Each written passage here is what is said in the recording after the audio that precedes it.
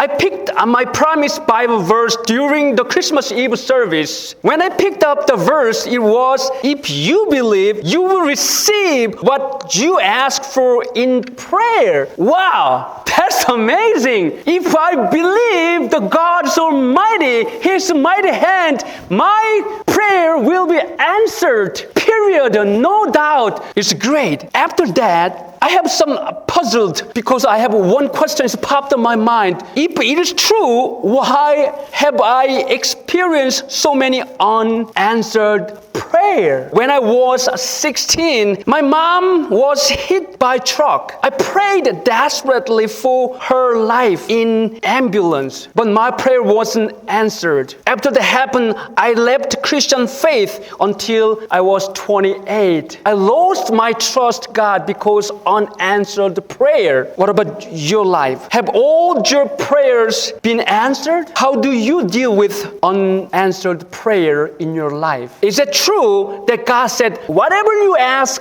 I will answer? The first things I discover is that the Bible clearly states that there is a condition for answered prayer. If you believe first, you will receive whatever you ask for in your prayer. What it said is that Christian faith is a prerequisite for answered prayer. If you don't believe, don't pray, because it will not answer to you. Not all beliefs are actually based on the Christian faith. Someone said, I believe. We need to know that what you believe. I believe God. What is the quality of you believe? For example, if you ask people, do you believe in Alexander the Great and Abraham Lincoln? Most people would say, yes, I believe. When they use the word believe, it sounds like they are just intellectually agreeing with the fact and historical fact. Christian faith is more than just acknowledging the existence of God or simply knowing God. It is about trust, commitment, and having personal relationship with Him. You believe that there is one God, good. Even the demons believe that. But problem is that while they acknowledging or realizing Jesus as a Son of God, they don't have any personal loving relationship with Him, but they fear Him. That is not Christian faith. Jesus told His disciples, I will be arrested by the high priest. Then Peter suddenly stood up, no,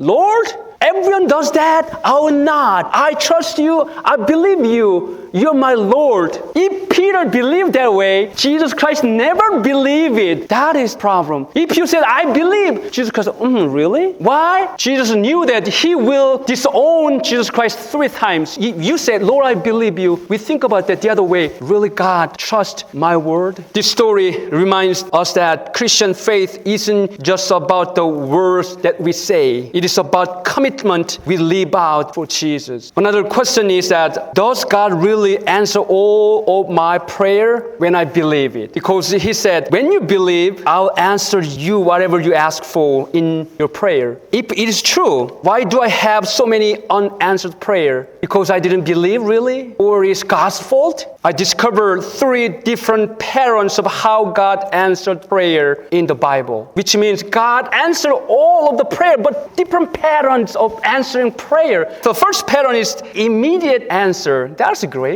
When Jesus came to the fig tree and found no fruits on it, then He said, may you never bear fruit again. Immediately the tree withered. In the morning, the disciples hear that Jesus cursed the fig tree, and after that evening time they came back to the streets, they saw it was withered completely, only in between 12 hours. It is done. The second pattern is delayed answer. When Lazarus was sick, his sister Mary and Martha sent a messenger to ask Jesus to come, but Jesus deliberately delayed for 2 days. Even though the answer of prayer is delayed, it doesn't mean Jesus is absent or uncaring. It means He has a greater purpose in His timing. Delay means it has a meaning and purpose for us, not for Him. Why Christian prayer are delayed? It can be caused by spiritual warfare happening around us. In Daniel chapter 10, verse 12 and 13, explain why Daniel's prayer was delayed for 21 days. Daniel's prayer was answered just right away, but delayed. Spiritual spiritual warfare on Christian is that it disturbs us and causes us to